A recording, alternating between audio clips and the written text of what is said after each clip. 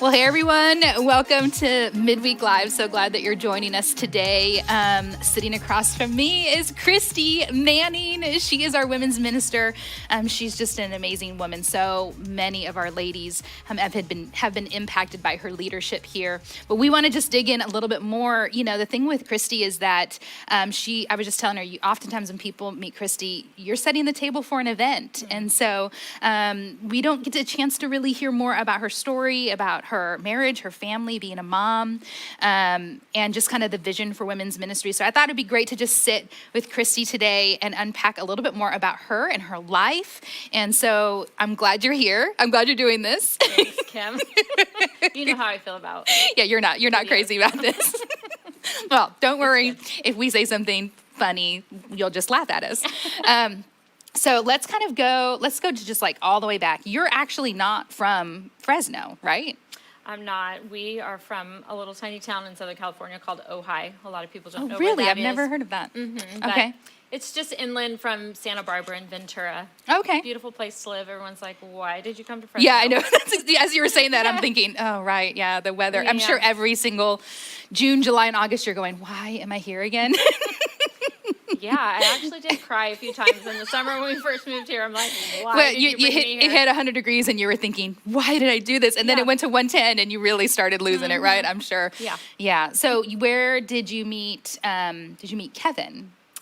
We met through a mutual friend, and I came from a really tiny Baptist church. Okay. And I really wanted a Christian boyfriend, but the youth group was me and my sister and like one other girl, so there were no one. And I'm like, how am I? So when you say small town, you really mean it was very small. It was really small. Yeah, we had a tiny little youth group, and so he went to a church, like a sister church of ours in Ventura. We were in Ojai, and I heard there was this really hot boy there, and he.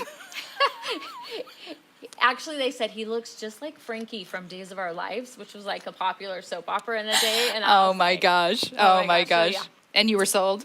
I was sold. Yeah. So if you didn't know, Kevin is actually one of our pastors here. He pastors our adult ministries. How long have you guys been married? We've been married 29 years in Wow. February. Are you serious? Yeah. Oh my gosh. Wait, in February it will be 29? Or is it going to be 30? It'll be 29. Okay, fantastic. And I'm like, wow. Only old people are married that long. Like, I don't know what happened, but. I know. I think my husband and I are getting ready to do 25 here pretty soon, and it just seems so. I remember celebrating my parents' 25th. It's very strange how time works. It's crazy. But you have four kids, 2 boys, 2 girls. 2 girls. Mm-hmm. You were a stay-home mom, right? I mean, early on. I was a stay-at-home mom until both my boys started school. So once they were in school, I came on staff at Northpointe part-time. Okay. Very part-time. I think it was like 13 hours, and I didn't know how I was going to manage that, but I was in children's ministry at that point. And I think I did children's ministry for, probably like 8 years. Really? Yeah. Oh my gosh, you think I remember? I kind of remember you doing children's ministry. Yeah, I think so. Forever ago. So I did children's ministry, and then they had never had anyone on staff doing women's. And I think we had a volunteer doing women's ministry, and then she moved away, and then we just realized that, things were really taking off, and we needed to have somebody. So they asked me if I would want that job, and I was like, wanted to say yes and no at the exact same time, because I'm like, well, yes, my heart wants that, but no, like, I'm not qualified to do that job. And I don't know, the Lord really just spoke to me, and after I told the Lord all the things that I'm not good at and why I can't do it, he's like, yes, I know that. He let you exhaust yourself. Yes, he's like, yes, I know that, but that's okay, because it's not all about you. Right.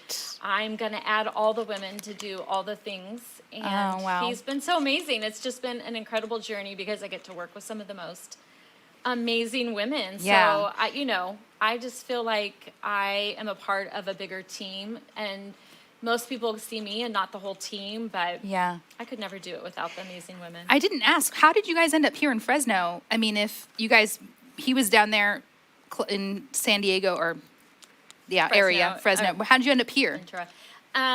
Kevin came to Fresno to go to seminary. Okay. So our plan was fine. At first, when he told me he was going to move to Fresno, I'm like, okay, you can commute to Fresno during the week, come home on the weekends. He's like, yeah, I don't think it works. No, that's not going to work. So anyways, I sobbed and sobbed and sobbed. I had to leave my family to come to Fresno. Yeah. And so the plan was 4 years, and we would move back home, and just for the school. In other words, he was just going to go to school for 4 years, and then you guys would go back. God had other plans, that and has we've not been been the here case. ever since. And we Wow. had our children here, and we've raised, and now this is home. Yeah, And for I sure. don't ever want to leave Fresno now. Yeah. I actually love Fresno. Yeah? But we're saying that now because it's winter. That's why. Right? Yes. If it was June or July, we might not be feeling the same way. story. Yeah, for sure.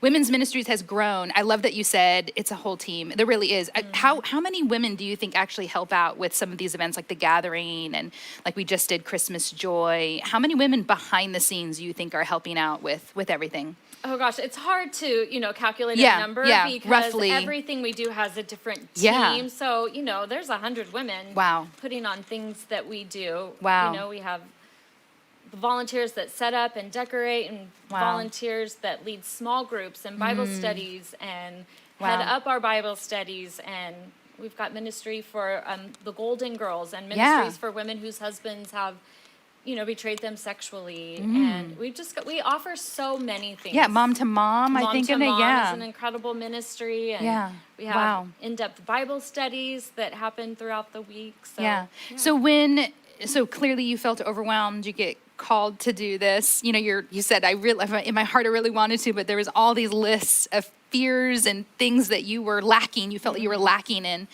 But women's ministry has kind of exploded. I actually remember, as I was talking to you right now, I had this memory where I was on our patio one Sunday running around asking women live while we were doing some video what they thought of women's ministry. Do you remember that? I remember you casting this idea of we just want to find out from women what they think about women's ministry. And a lot of people said the normal thing, they're all sitting around praying or sitting around knitting or crocheting or something, and so, really when you come to a women's event, I would say of all the events that we do, it is tops.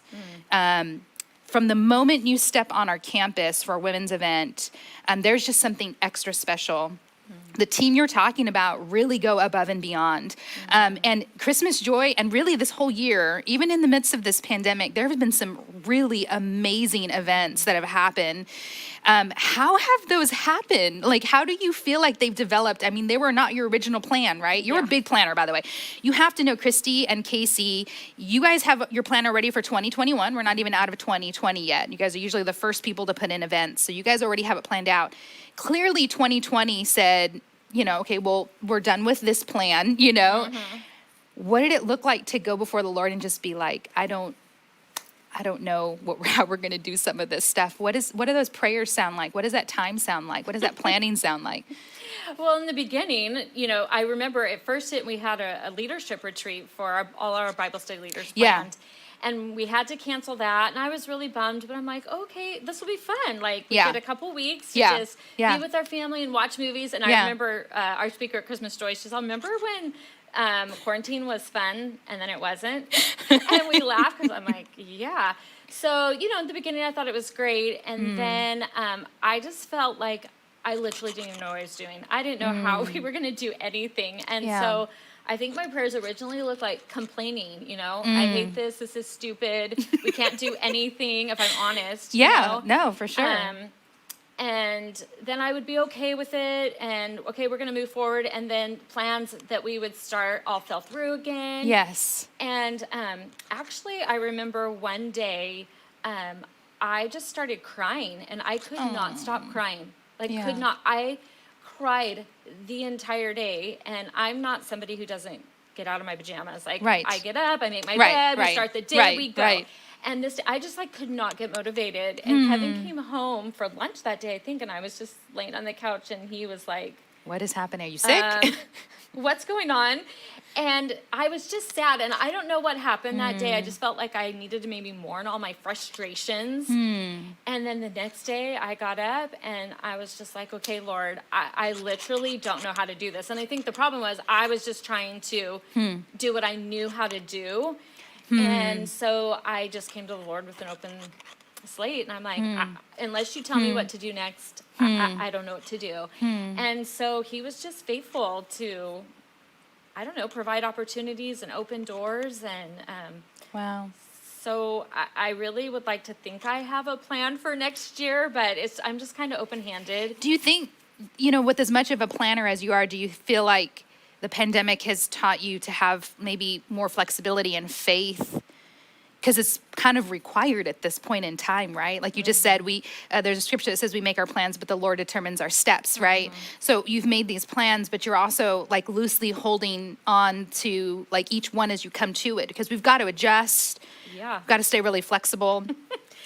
Right? And I'm not a flexible person. I know. I like to think I'm easygoing, and then all my family says, no, you're not. And I was shocked. I'm like, I don't get this. But anyway, that's funny. Actually, that's one of the things the Lord early on in quarantine really spoke to me, was about my control issues. And it was really, really painful. But I was having a hard time with everything. And I actually was reading a scripture. And it said, I don't even remember where it's at now, maybe Proverbs, but it said, or Psalms, it said, I let the Lord lead me. And the word let just leapt off at the page at me. Wow. And I felt like the Lord said, do you really let me lead you? And so I just really wrestled with that. And it was really interesting because God is so good. Sorry, I'm all of a sudden getting really You're good. emotional. No, you're good. You're good. Because I'm like, I just want to cry right now because I have just been really faced with God's goodness. And this one particular day, my daughters were fighting over a shirt, and I just had it. We've had a lot of not so beautiful moments in our home, and I was just like, give me that shirt right now. Nobody's getting it. I'm just over this. Give it to me. And so my daughter went to hand it to me. When I went to grab it, she clutched it with her hand, and I was like, oh, no, you didn't. And in that moment, the Lord said, that's exactly how you let me lead your life. You say you want to give it to me, and then when you clutch it like this. So I feel like, through this, it feels like almost a year, the Lord's just been helping me release the grip of my life or ministry, anything that, I have a son, I told you this earlier, that's getting married, and it's hard to let go of your children. And so I feel like so many areas of my life right now, I'm just learning to, control. And so you have quite the age range here, right? So Josh, your oldest, is, how old did you say, 24? He's 24. Yeah. And then Jake is, he'll be 21 in 2 months. Okay. And then Taylor is 16 and Justine is 15. Okay. And your son, your oldest, Josh, just got engaged like a week ago or something, right? Yeah, just a couple weeks ago. Yeah. Yep. I'm so excited for him and his fiance, Gwen. Yeah. And so how are you kind of processing that? Now, I haven't been in that realm yet. My boys are older too, but not quite as old. But married. This is a whole different page. It feels like a whole different book at that point, right? I mean, like we're writing Josh kind of out of the immediate, right? You were saying that you gave him a really big hug the other day because you said you're going to be missing those moments. I am. This morning, he walked out of the house. He's living at home right now, saving money. They're going to buy a house. And I just hugged him, and I'm like, I have to cherish this because there's just probably very few mornings that you're going to come and give me that hug anymore. He has a new woman in his life, and I'm so excited about it, but I'm like, nobody talks to you about how hard it is to let go. So when you're hit with it, you're like, So you have this, how much time do you have to kind of work? When is their date? Do they have a date? They're getting married October 30th. Okay, so you've got, this year is going to be spent. They're buying a house, and so, I mean, it could be a couple months. And but it's good, and it's so exciting, and 100%. I'm so excited for them. It's just it's learning a new way, a new normal, another new normal, another new normal. Life is, right? It's just it is different chapters and learning how to handle life, however it has us in that moment. For sure. So this year for women's ministry, one of the things that I've seen thematically a lot is a lot of personal testimonies. It's been one of my favorite things to see women's ministry do. Now, you guys have done that in the past, but it seems like you guys have really leaned into it in 2020, and it's made a big impact. We've heard a lot of people really respond well to hearing from some of these testimonies. You guys held an event in October called Stories and Songs that was really inspired by our college ministry who had been doing that, just these beautiful nights where it's just kind of music, worship, and then these small vignettes of storytelling that are underscored by music. And there have been some hard things that we've heard, but huge and impactful, and I believe even healing for the person probably speaking them, but also the conversations that have happened on account of that. Is that really intentional on your part, that this has been like a really big year about hearing from people and hearing stories?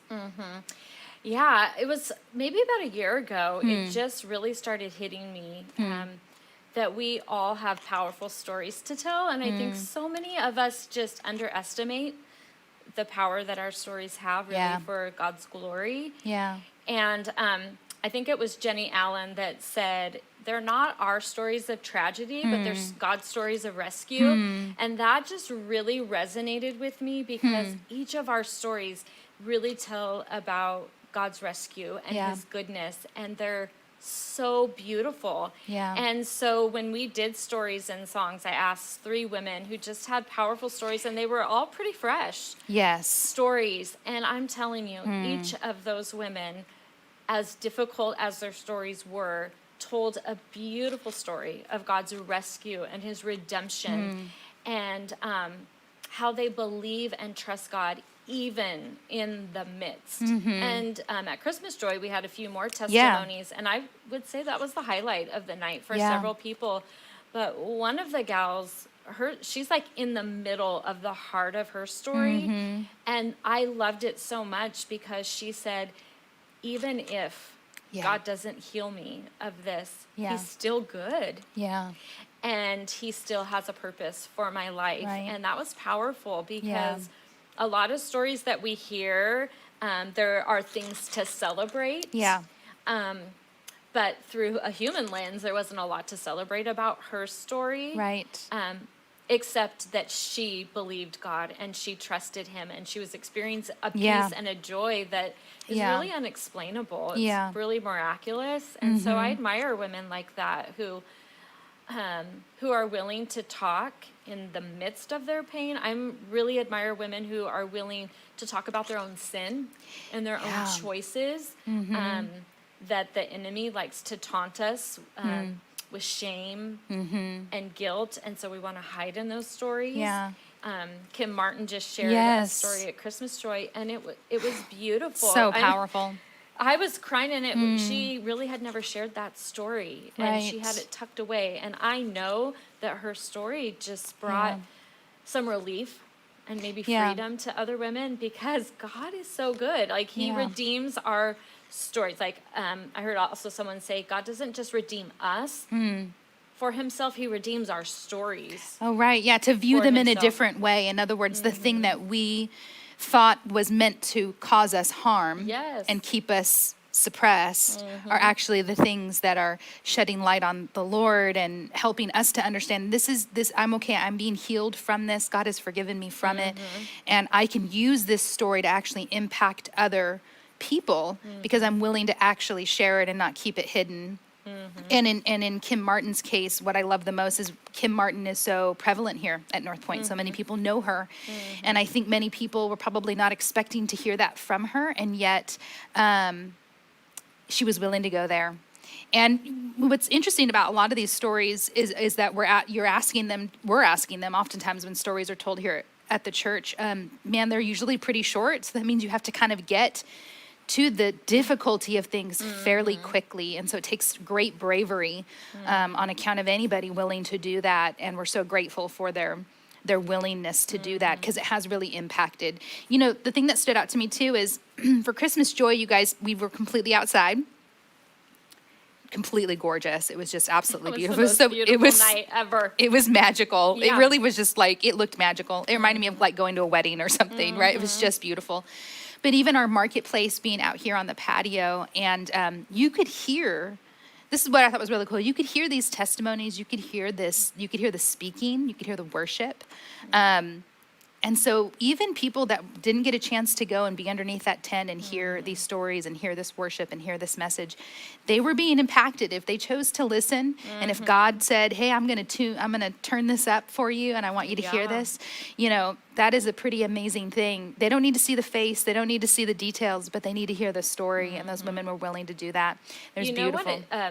It just reminded me, actually, we did a mission trip to Barbuda last year. Oh, yeah, just last year. Yeah, and so we did some testimonies there. And so I heard some of our women's testimonies for the first time. And it just really struck me because I'm like, how have I known you this long and gone to church with you this long and I didn't know that about you? And then I started just seeing them in a new way, like, oh, that's why you do this, or that's where you come from when you say that. And then I just thought, how many people do I pass every Sunday at church that have a story that I don't even know? And then it made me think, so many people think that Christians have it all together and, we're special and that's why, we can do these things. And I'm like, no, when we know one another's stories and the things that we've overcome and what God has brought us through, oh my gosh, it makes you love people even more. And I know that was my story. I kept my testimony really close to my heart because I'm like, if people really knew that about me, like, they probably wouldn't like me, or they would think I was as screwed up as I feel. Right. And I remember going out of town with the pastor's wives, and I feel like God just said, you know what? It's Gives time. up, Christy. And my mouth opened, and I just had diarrhea of the mouth of my whole story. I'm not surprised you even said Right, that. I know. I'm known for potty talk. You are known for potty talk. But my sister was there with me, and I just remember tears streaming down her face because I was, outing a lot about her as well. Yeah. But really, what really struck me about that was after I spilled out who I was, and I looked over at Pastor Steve's wife, Jean. Yeah. And she also had tears. And she's like, Christy, how did I know you this long and not know this about you? And I realized those women love me even more. And I felt known. Like, okay, they know everything about me and they love me. And I vowed that day to never withhold my story from people because how many people did I leave hanging in their pain and thinking they were the only one, Yeah. And so I'm pretty much an open book now. Yeah. Like, anything you want to know, you can know because I really do have a story of God's healing and redemption in my life that I want everybody to know and I want everybody to experience it. Yeah, there's actually a part of your story I'd love for you to share a little bit more, the adoption side of your story. So 2 of your 4 kids are adopted. Your daughters are. My daughters, Justine and Taylor. And how did you guys come to, how did this come up? Who brought it up? Who felt the need? How did that start? I don't even know. Yeah, well, it's kind of crazy. I'm just going to say right now, I was not the adopting type at all. All growing up, I did not babysit other people's kids. I hated babysitting. I didn't like other people's kids. I couldn't change other kids' diapers, only my own children. Yes. I just wasn't that type of person. Right. And actually, I was doing a Bible study with a group of women called Dangerous Surrender. I remember that. Yeah, and we would get together and talk about the book, and then we'd go home and we'd read, and we'd pray, and we'd seek the Lord, and we really were feeling a prompting about working with some women in the Congo, and the Lord was, making some opportunities available for us. So I would be at home in my quiet time and just praying after I would read this book and just asking the Lord, how can I be a part of what's happening with these women in the Congo? And every time I would pray about that, the word orphan would pop in my head, and I'm like, no, God. I said, women in the Congo, and I would hear orphan, and I'm like, God is not hearing very well. We're having a communication issue. I said, I love that you're correcting the God of the universe. So, right, I know. See, I have control issues. I really do. So anyways, I went back to the group, and I'm like, you guys, I don't even know what to say. I'm asking, I really want to be a part of this ministry to the women in the Congo, but all I hear is orphans. And that was really kind of the beginning. And so I just began praying and asking, what are you really saying to me? And so I remember my husband was, this might be TMI, but I wouldn't be surprised. Go ahead.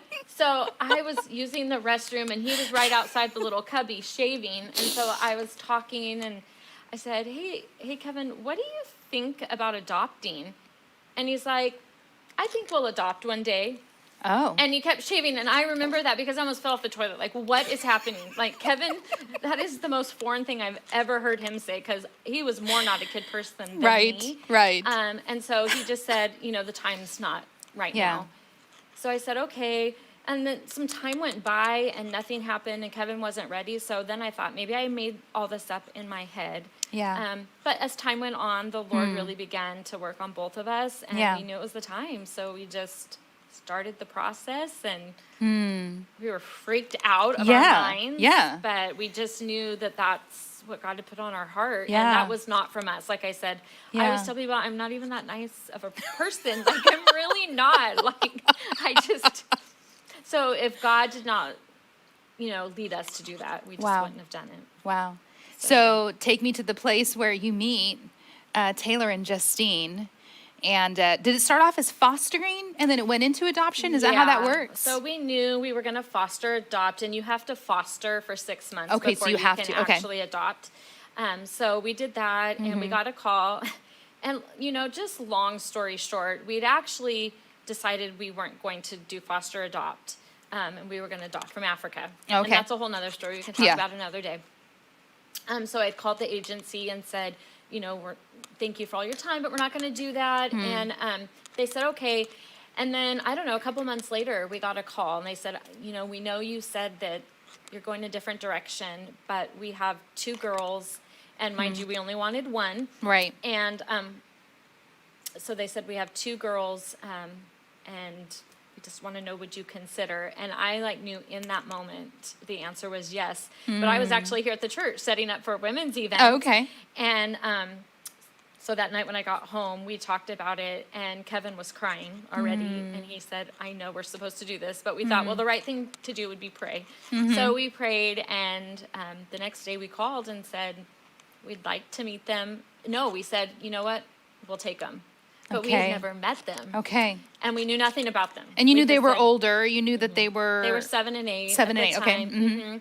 So about a week from there, we met them. And I literally have never been more nervous in my entire life. I was sick to... I thought I was going to vomit. I was just so nervous. Yeah. And we went into this little room, and they came in, and we just played with them. Taylor jumped up on Kevin's lap and played video games on his iPad, and Justine stood across the room and just checked us out. And I think we played with them for about an hour. Okay. And then we said goodbye, and we got in the car, and Kevin sobbed all the way home.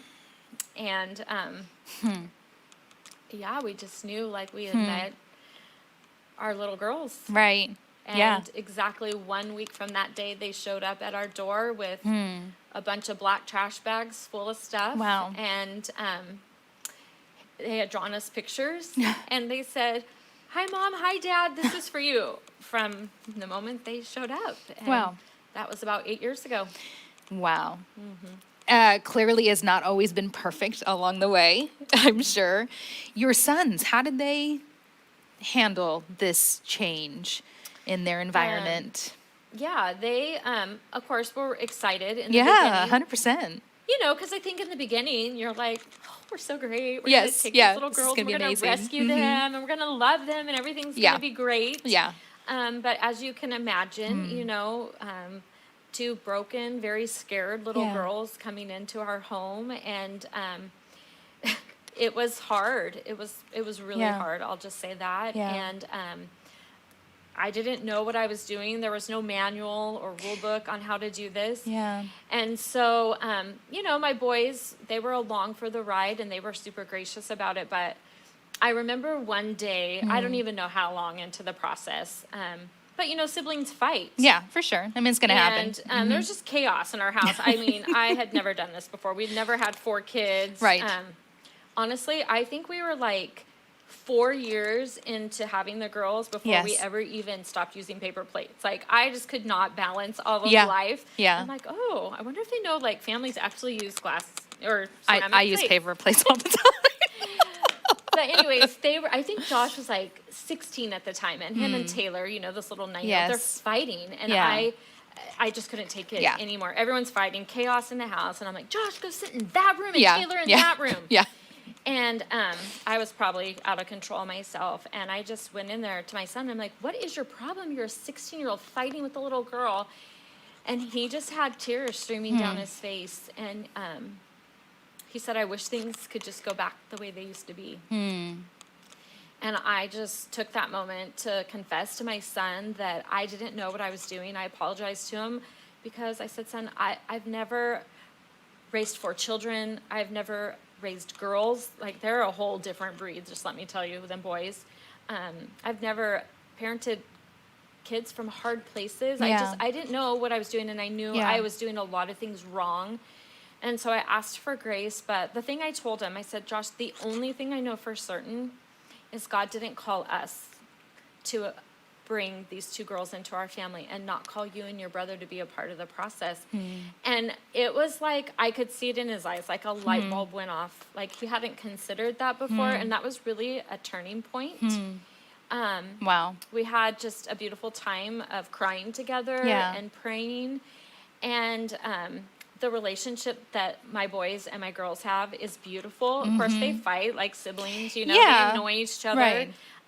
But my boys never leave the house without saying I love you to the girls, and vice versa. Yeah. So, it's been hard, I will say that. But it's been by far the most beautiful thing we've ever done in our life, and I've learned a lot. God doesn't call us to do easy things all the time, and I think we forget that life's not all about us and our happiness and our contentment. And there's that song we sing at church, I found my life when I laid it down. Yeah. And I love that song because I truly believe that is the case for our family when we laid our life down. And not that we're so great, it's just, God asked us to do it. That's what God called you to do, and you're willing to do it, And there were a lot of sacrifices our family made, but I found like we found the life that we were called to live. Wow. And it's in laying our lives down that you find it. And I remember one night, I was walking upstairs, I was just like exhausted. And like when you're tired and sometimes you like half crying, I don't know, it's like... I don't know if I've like a child, that didn't get their nap. That's what I was doing. Oh my gosh. And so I just fell into bed that night completely exhausted. And I had this moment where I thought, how is it that I'm completely exhausted and spent, but I've never felt more alive? And I was like, this is what you call us to. And why do we fight it? Like, we find the fullness and abundance in life when we're living for your purposes and not our own. And, wow. So I'm so thankful, and I don't get it right, in anything I do. I would just say that's parents in general, right? Yeah. I mean, it's not like parents are extra special in any way. We're now titled with parenting and guiding kids, and we really can't do it without the Lord's guidance as well. But when I think of the Mannings, you guys are a family of 6. It's just felt very natural since day one. Yeah. And your daughters actually look a lot like you. A lot. A lot like you. Yes. Yes, they have our DNA. Yeah. It's really, really cool, honestly. And it was a interesting thing to have Justine actually share her story, right? When she did the testimony, you were kind of surprised at how quickly she wanted to actually share, because she was one of those that shared for Christmas Joy. Yeah, she did. Yeah. And actually, one day we were working on Christmas Joy, and her and I were just driving in the car one day, and she started telling me about a story. She was encouraging a friend who was struggling, and she just said, and then I told them, well, like, if we had never gone into foster care, we would have never met the Mannings, and if we didn't meet the Mannings, we would have never known Jesus. So, I'm kind of thankful. And she's just spilling all this out like it's just, normal every conversation. Day, And I was just taken aback by what she was saying, because I'm like, she's connected all the dots. It was so beautiful. So I just said, Justine, would you share that at Christmas Joy? And without hesitation, she's like, yes, I will. Yeah. And she shared a sentence in that really was a really beautiful sentence. Do you remember what that was? Oh my gosh. I replayed over and over in my head. She said one line that every time she said it both nights at Christmas Joy Boy services, I just cried. She said, she said, God saw me and he was making a way for me to see him.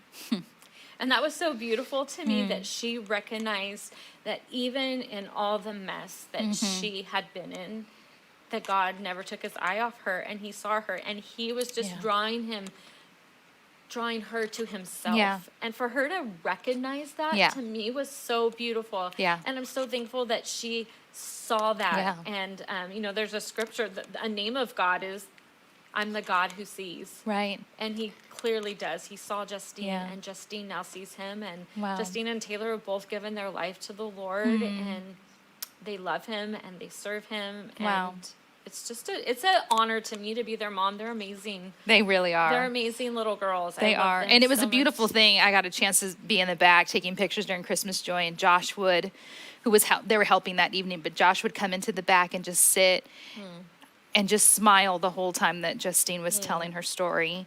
And it was just a really beautiful, beautiful interaction between brother and sister in those moments. And you guys have done a great job in answering the call that God has for you. And it's not always been easy. And I think hearing you say that it hasn't been easy hopefully helps other people see that, yeah, that's sometimes how it is. You know, God doesn't always call us to easy, to the easy things. And when his blessing is big, it usually means it's going to be pretty difficult.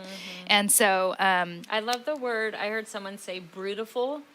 Beautiful. Because sometimes it's brutal. Yes. But it's because Beautiful. of the brutal that you get experience beautiful. Yeah. And I love that. And Yeah. my heart, I would love to see more and more people take children into their family, because I don't know if you know this, but there's about 300,000 children in the United States that are in foster care right now. Wow.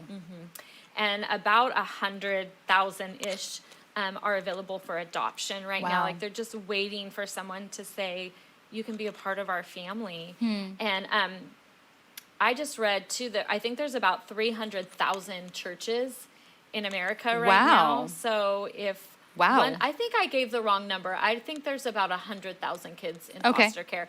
But if like one family out of every 3 churches in America would adopt, we really wouldn't have any waiting children in America anymore. And to me, that's staggering. Like, it's so doable. That there are, there's just no need for children to be longing and waiting for a family when we have so many godly families. That well, and Scripture says, you're caring for orphans and widows in their distress.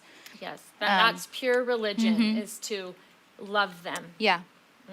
Yeah. And I love, when we were talking before, I said, I feel weird using the word adopt. I don't know. And you made a great comment to that. You said, I said, well, we have adopted them, but to me it's a beautiful word because God adopted us into his family. We were not children of God.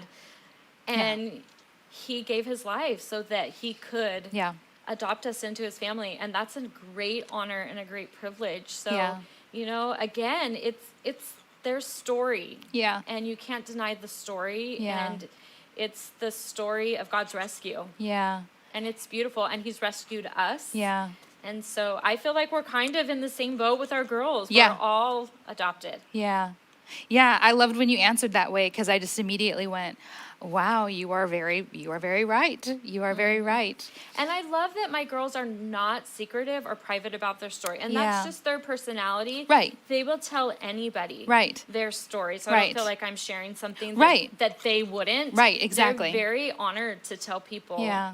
And I think mostly because they've experienced God. Yeah. And they want people to know he'll do this for you too, no matter what your story is. Yeah, they're living their life on display, knowing that it can be used at any moment in time. They really are. That's amazing. We hope that this, man, what I would say is, if you're feeling that tug, I guarantee you're watching this for a reason today.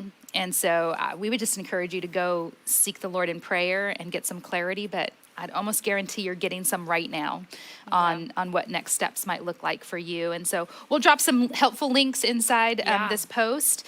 And we're really grateful Christy, thanks so much for coming and for talking you. and for just sharing a little bit more of your life, because I just think everybody's got a story, and yours is just such a beautiful one and so on display with your kids. And so we hope that you guys have a great rest of your day. Thank you so much for joining us, and we'll see you next week.